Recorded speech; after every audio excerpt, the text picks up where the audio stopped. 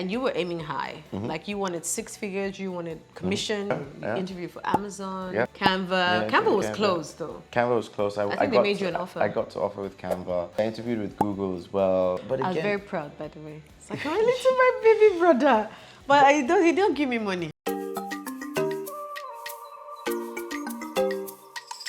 All right, guys, welcome back, and we are picking up from where we left off the last time. So if you haven't watched part 1, this might not make much sense to you. The whole video is an entire pack of golden nuggets. So definitely go back and watch part 1. I'm going to list it in the description box below, and also it will be in the iCards above as well. And then you can really get all the juicy, meaty goodness that is in this video. Enjoy.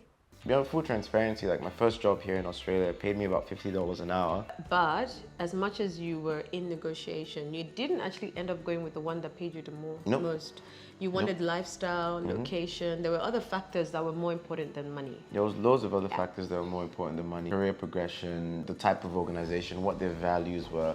So I ended up joining a very value-driven company at the beginning of my time here in Australia. I was doing part-time work, studying, working, everything, you know, at the same time, and I worked there for about a couple of months, and then the pandemic hit, because I moved here end of 2019. As you know, the pandemic hit beginning of 2020. And then what happened? They didn't think twice before they let me go. They swept him with broom. It was very quick. They swept him with It was very quick. It was very quick. I think He crushed you? I think my director actually gave me a call. I don't know if this was a slip or he said this on purpose, but he was like, "I'm sorry, mate, but it was a bit of a no-brainer." And that's what, he said it. He said, "I'm sorry, mate, but it was a bit of a no-brainer. You're working part-time. We have people here that were here for 10 plus years. It's a business decision." But even in that, I remember in that cut, you said they had let go of some people that were getting paid too high. Because they couldn't afford them anymore. So this was now not as a result of loyalty. It's just, you're too high for us. We'd rather fire you, get someone cheaper in, which people were lining up for jobs at that time. Exactly. Yeah, they let you go. My question is, who hired you? As you know, my sister runs a very successful catering company. And Thank you. No, she does. And during those, I think, 3 or 4 months that I was unemployed, you know, being able to roll your sleeves up. Obviously, I was still studying as well, so it's not like I was sitting at home doing nothing. As that alternative stream of income, cooking weekly, you know, getting the food out to everybody that wanted to He used to handle deliveries. He used to handle all the social media stuff, and I used to pay him not enough for his hours, but we used to compensate with food. But you always used to cheat me. But look, you had no job. Yeah, I had no job. I had no job. If I give you $5, you say thank you, ma. Carry on. No, but it was, so rolling your sleeves up and doing what you can in those times. As soon as you saw the market picking back up, you get back out there again and you start applying. Similarly as what I did before. Again, volume is not the issue. You make your CV as multifaceted as possible and you just send it out. Call people, whatever mediums, LinkedIn message, email, call. Some people are going to get annoyed, but something will give at some point. But you're not sending it out to random people. There's specific roles that you're interested in. Absolutely. And you were aiming high. Like you wanted 6 figures, you wanted commission, you wanted all that stuff. So you interviewed for Amazon, Canva. Canva was closed though. Canva was closed. I think they made you an offer. I got to offer with Canva. And then you ended up picking another company. Yeah. And then obviously I interviewed with Google as well. It was a more junior role, but obviously it was a massive company. But again, I was very proud, by the way. It's like, I listened to my baby brother, but he don't give me money. It's purely perseverance, you know, at the end of the day. And all it takes is one conversation. You have one conversation with one person in one particular company, and they have enough buy-in with what they've heard over the course of your interaction that they will now sell you to the other people in the company. I guarantee you, the vast majority of the jobs that I interviewed for, there was at least one naysayer during the whole process. I heard this a lot. He doesn't have any Australian experience. As a recruiter, I'm slightly guilty of this. Sometimes you look at a resume and you look for keywords, and those keywords aren't there. And then you dismiss those individuals. And I've been called myself from people that had the same mentality that I did, where they were selling themselves over the phone, or they send me a private message on LinkedIn, or they send me an email. I'm like, you know what? I'll have a conversation with you. Because they went the extra step. Because they went that extra following step. up. Yeah. And don't get it twisted. You just motivated me.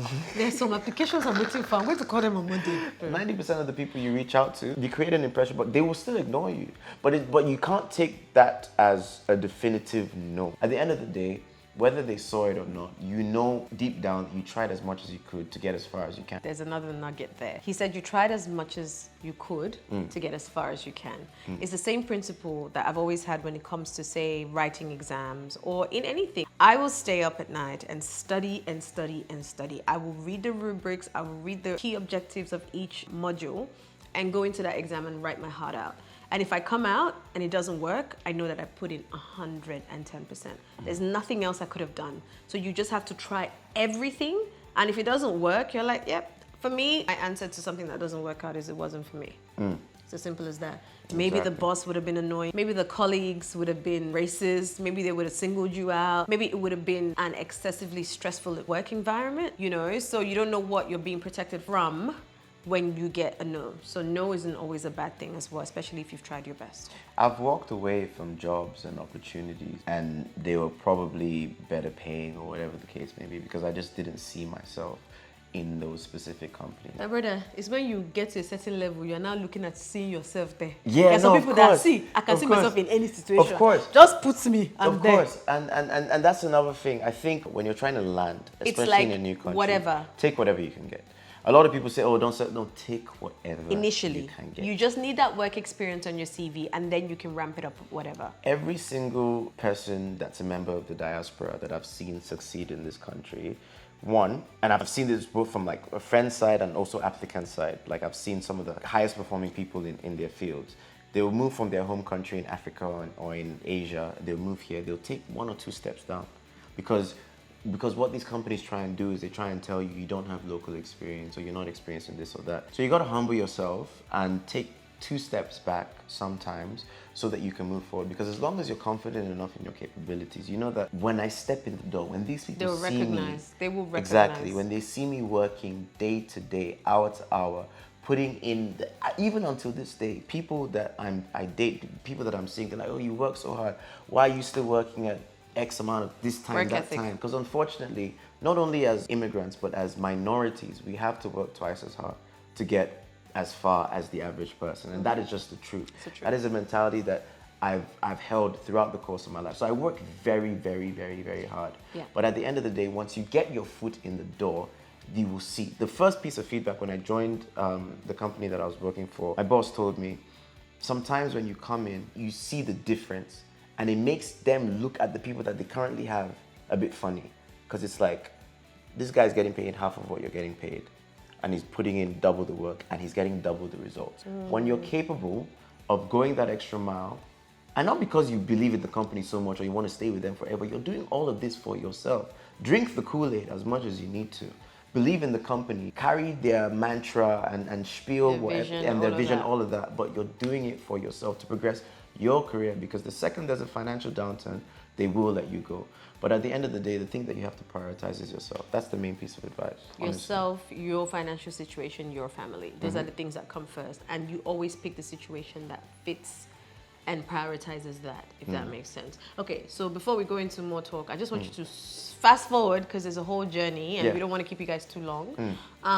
Where you're at now, Yeah. what the package looks like without actually mentioning numbers, because Yeah. you've got, what, upper 6-figure, you've got 6-figure in shares, Yeah. which is crazy. Yeah. You share with me. Yeah. It was one of those situations where I believed in the company at the time. I believed in the ethos, what they were trying to build. And I put my hand in the ring. I interviewed. Fortunately enough, I did quite well. They also gave me stock options, which is amazing, which could help me retire in 4 or 5 years if everything goes well with regards to the direction I think the company wants to go. You know, we're talking about them sponsoring my visa and sorting out my permanent residency as well. My advice would be, don't lead with these things like sponsorship or anything like that. You know, sort yourself out. So obviously, fortunately enough, in Australia, you can get your post-study work visa, which they've, you know, once you study, if you're coming here through a master's degree, you get an extra 3 years to actually get your foot in the door.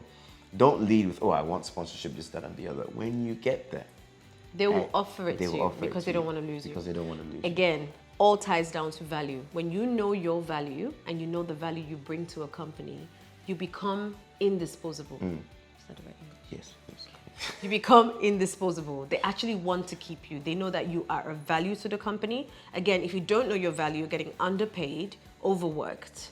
But if you know your value, you can actually request for a higher pay. And if they're not willing to keep you, you know that you're going to get a better deal or a better company somewhere else. So if there's anything you take away from this whole interview with my brother is, first of all, believe in yourself. Second of all, be willing to stay in a job only as long as it suits where you are. Don't stay there for too long. Keep challenging yourself so that you can go from level to level to level. And that's how people make it out here. A quick tip from a recruiter is, if you're looking to level up in terms of salary, don't tell anybody I said this. I know this is going on YouTube, so that's a bit redundant. Every 2 or 3 years, make a move. That's my personal advice. Because once you're in a company, at best, even if you're in a great company, it might be able to offer you a 10% increase year on year. That's in a very, very good company. The industry average year on year is 3 to 5%, which is good, but it's not much. When you change jobs, you're looking at 15 to 30%. These are stats that I know for a fact. You're looking at a 15 to 30% jump. So in those 2 years, you would have gotten at best a 10% increase. Whereas if you change job, you might get a 20 to 30% increase. So if you're changing jobs every 2 to 3 years, and also you're getting into new industries, you're expanding your skills as an immigrant, we don't know what the rules are going to be. We don't know how long we actually have here. And if you want to level up financially, that's my advice. Every 2 or 3 years, at least put yourself back out there. It's not to say that you leave your company, but you know what your value is in the market. As an example, if you're on like 120 a year and you've been on 120 for a year, maybe you started at 110 2 years ago, they increased it to 150, now you're at 120. Then you go out to the market and you realize that people with my skill set, I've asked this company for 150. They're more than happy to offer me 150, which your company initially would never agree to. You can go back to your company and say, hey, this is what I'm worth. If you guys are not willing to pay me this, I know somebody else who will. They're either going to call your bluff or they're not, but at least you know what you are worth to that company at the time, what your value is. So it might not be to change job every 3 years, but let me take that back. Don't change job every 3 years. Interview every 3 years, every 2 or 3 years. Put yourself back out there in the market, talk to a bunch of other companies, see what your worth is in the market. And if you really want to stay at your company, take it back to them. If they don't think you're worth that much, then maybe it's not the right company for you. That is good advice. And with that, we're actually going to end this video, but he's going to be offering consultation services. Yes. So if you need advice on how to navigate in terms of getting professional jobs in Australia or in a diaspora, I think you can give advice for different regions as well.